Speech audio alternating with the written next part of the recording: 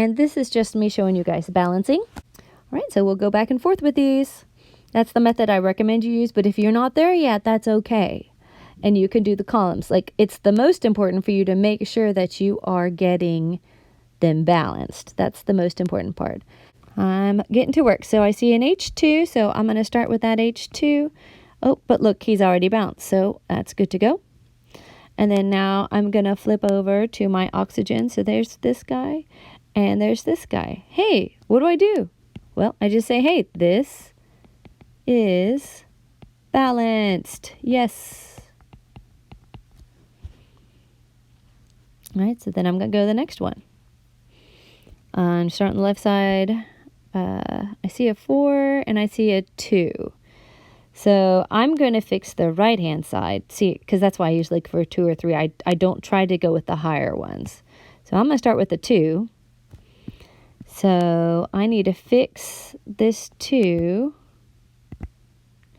by making it a 2. So now I've got my phosphorus taken care of because I knew I had 4 over there and I just made the 4 over here, so I'm good to go. But now I have how many magnesiums? Not 2. This little guy matters too. I have a total of 6 magnesiums. So I'm going over to the left-hand side and putting a 6 here. I don't put anything in front of the P because understood coefficient of 1. Here's something that has a 2. So here's an interesting situation. I've got a 2, but then over here on this side, I've got a 3. Okay, well, what that means is I'm going to have to fix both of them. So how do you fix both of them? It's kind of like finding a common denominator. You're going to multiply the one that has a 2 by 3, and you're going to multiply the 3 by 2, the 3. Now, notice I'm going to have to deal with my oxygens. That's okay. I'm kind of hoping they fix themselves because, look, my carbons are balanced. So let's see if the oxygens fix themselves. So I had 9 oxygens here. I had 1 oxygen here, so that gave me 10 oxygens. And then over here I have 8, because don't forget that the 2 and the 4 together, that gives us 8. We have 8 oxygens plus 2 oxygens, which gives me 10. So that one is now balanced. All right, so I've got another scenario kind of like this. I got some different things in it. So I've got 3 irons to 1. So I'm going to put a 3 here. Again, I am not doing the back and forth for these because, I mean, not exactly. I know in my head that I'm saving my oxygen to last because it appears in everything and I'm hoping it fixes itself. So my 3s are fixed. So let's do a quick check on my oxygens and see how they're looking. So 4 oxygens plus, and then I've got 1 over here. So that gives me a total of 5 oxygens on the left. And then I have 3 oxygens plus 2 oxygens. Ah, great. It matched. That gives me 5 oxygens. So I'm looking for the 2. There's my 2. But, oh, it's an oxygen, and that appears somewhere else. I am not starting with him. I'm going to start with the iron. So there's my iron. So that means I need a 2 here. And now I'm thinking, oh, well, hang on a second. I've got 2 oxygens. I've got 3 oxygens. That is so not going to work. It's an odd-even situation. So my fixing didn't work. Well, it's okay.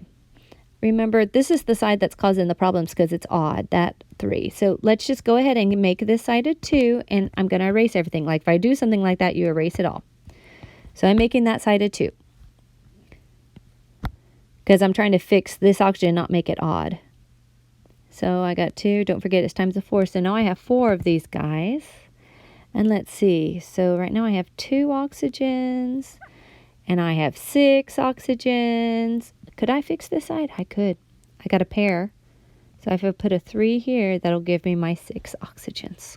This guy, I put him on here because sometimes you get bigger numbers you have to deal with. Notice there's an oxygens in a lot of places. So what am I not going to balance? The oxygens. I'm hoping they fix themselves. And I can always fiddle with the oxygens over here as long as everything on this side ends up being an even number.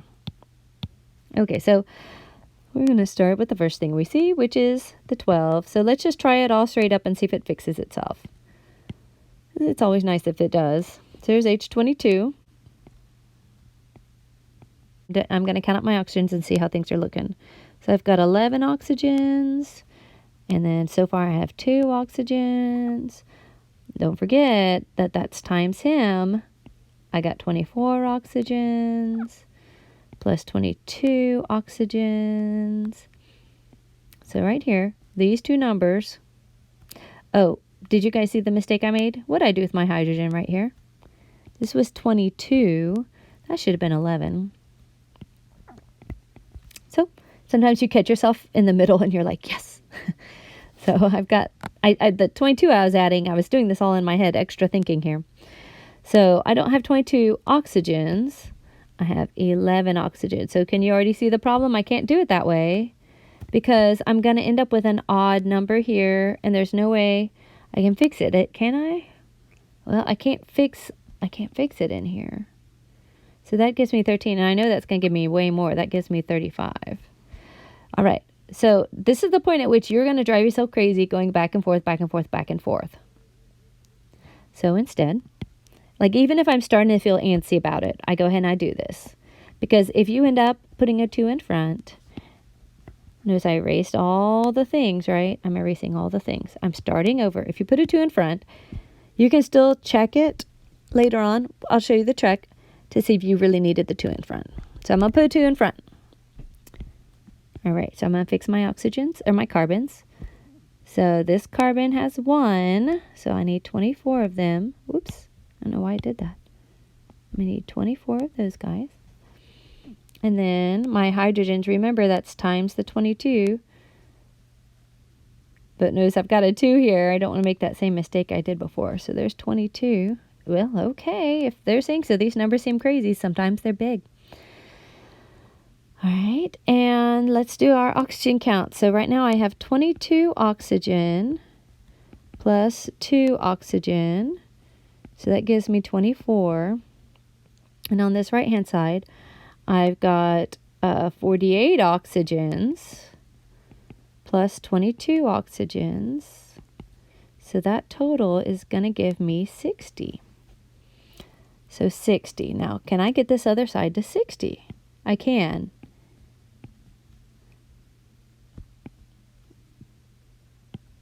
What I need is for this number right in here, if I'm going to try to make it be 60, it's 60 minus 22, which should be 38. That's how many I should need, is 38. You can double check the math on that.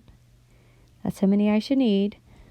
This is the total oxygen, right? I got a pairs though, so I'm going to put it as, not 17. That'd be 34, wouldn't it? 19. Crazy numbers. It feels awkward, doesn't it? That's the right numbers. And we can check the way you check to make sure that it was okay to put that 2 in front.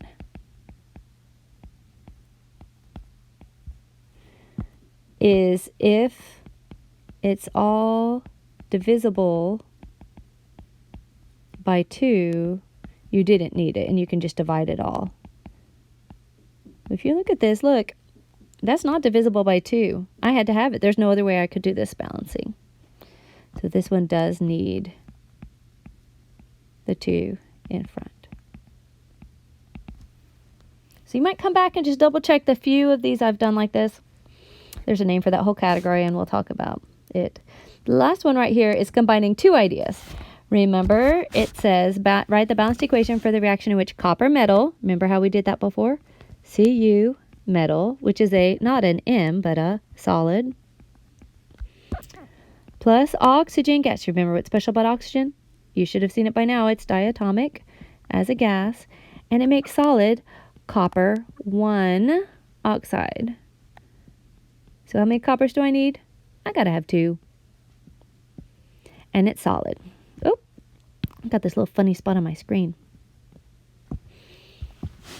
Now it's saying, hey, go ahead and balance it. Okay. Well, I look for the 2 and I ignore the oxygen. So there's my 2 right there. So I'm going to put the 2 in front. So I got 2 copper, I'm good. Double check my oxygens. Oh, phooey. I'm going to need to fix this because I've got an odd, even situation. So I'm going to erase what I did. I'm going to put a 2 in front of him. So I just made him even. And then now I have a total of 4 coppers.